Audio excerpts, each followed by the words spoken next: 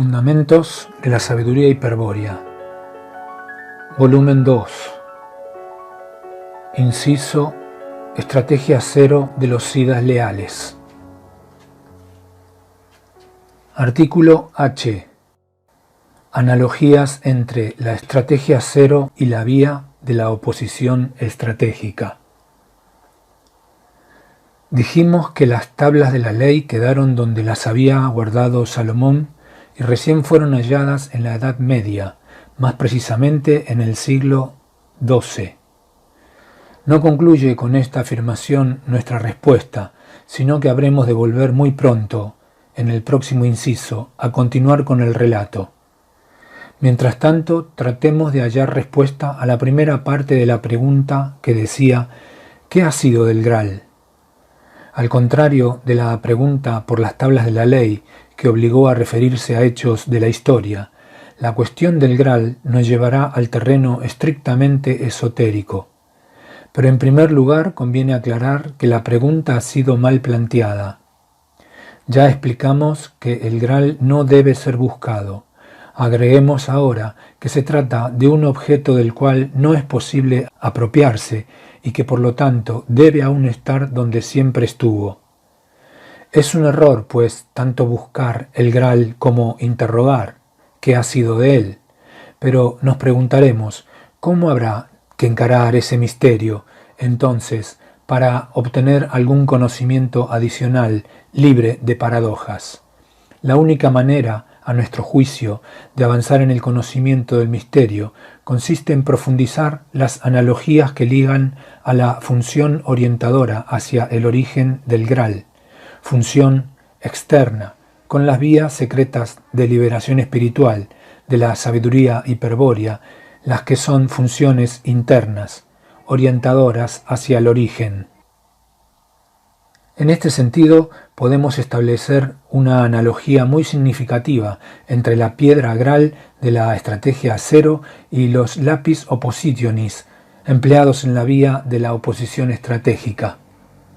En el capítulo que hemos dedicado a la estrategia A1 de John Dee, se hizo la descripción del ritual secreto que practicaban los berserkir de la SDA, basado en la vía de la oposición estratégica y en la técnica arquemónica. Se mostró allí el arquémona que los berserkir habían construido en la cripta soterrada, consistente en una plaza o área cercada por un anillo de agua. Aplicando la ley del cerco, al arquémona se logra aislar la plaza del Valplas, es decir, se consigue liberar un área en el mundo del demiurgo. Pero ello no es suficiente, es necesario que los berserkir se desincronicen del tiempo del mundo y generen un tiempo propio, inverso, que les permita dirigirse hacia el origen. Para ello practican la oposición estratégica contra los lapis oppositionis, que se encuentran situados sobre una runa en el Valplas, frente a la fenestra infernalis. Nos toca ahora aproximarnos al mayor secreto, aquel que explica el método empleado por los Siddhas para mantener permanentemente, eternamente si se quiere, el Graal en el mundo. Comencemos por indagar lo siguiente: ¿cuál es la residencia de los Siddhas? Podemos partir de una respuesta conocida, que nosotros hemos repetido muchas veces. Los Siddhas residen en el Valhalla. Tal respuesta es correcta, pero insuficiente, pues cabría preguntar a su vez: ¿qué es el Valhalla? ¿Dónde se encuentra? Frente a estos interrogantes pueden adoptarse dos criterios. Uno, recurrir a elementos de la mitología nórdica y decir, por ejemplo, que en lo alto del fresno Yggdrasil se encuentra el Valhalla, sitio a donde van a residir los guerreros muertos en combate, regido por Wotan, etc. Y un segundo criterio, que nos parece más acertado, consistente en despojar a las respuestas de adornos folclóricos y expresarlas con símbolos de la sabiduría hiperbórea, los que podrán ser fácilmente interpretados mediante analogías. Con este criterio podemos afirmar inmediatamente que el Valhalla es la plaza liberada por los Siddhas, o Haces, en algún lugar del universo del Uno. Esta plaza, naturalmente, tiene las dimensiones de un país y se halla fuertemente fortificada.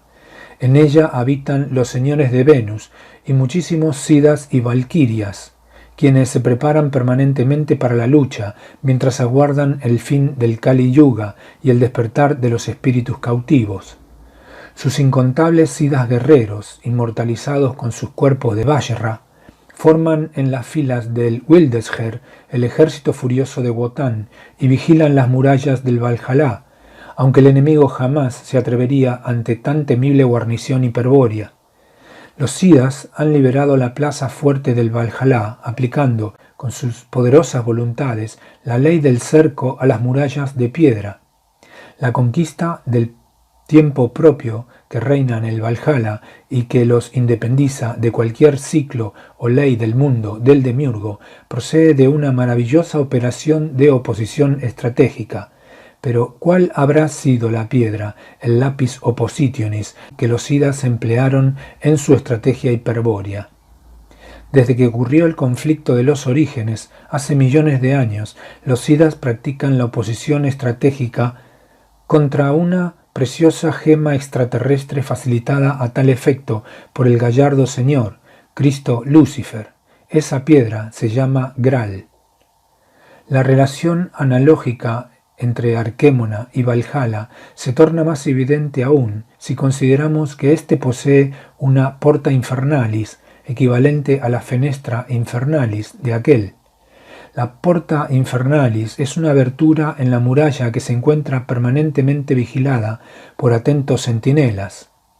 Frente a la porta infernalis, pero fuera del Valhalla, es decir, en el mundo, se halla situado el Graal sobre una runa. Contra él, según se ha dicho, los Sidas practican la oposición estratégica.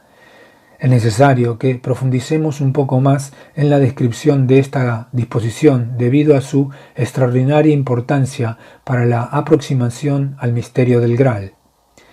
En la cripta de la SDA, las lapis oppositionis se colocaban sobre runas de plata engastadas en las lajas del piso.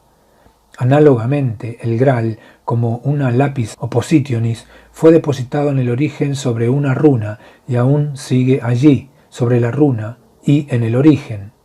No se trata de un juego de palabras, sino de una propiedad del Graal que debe ser examinada con detenimiento.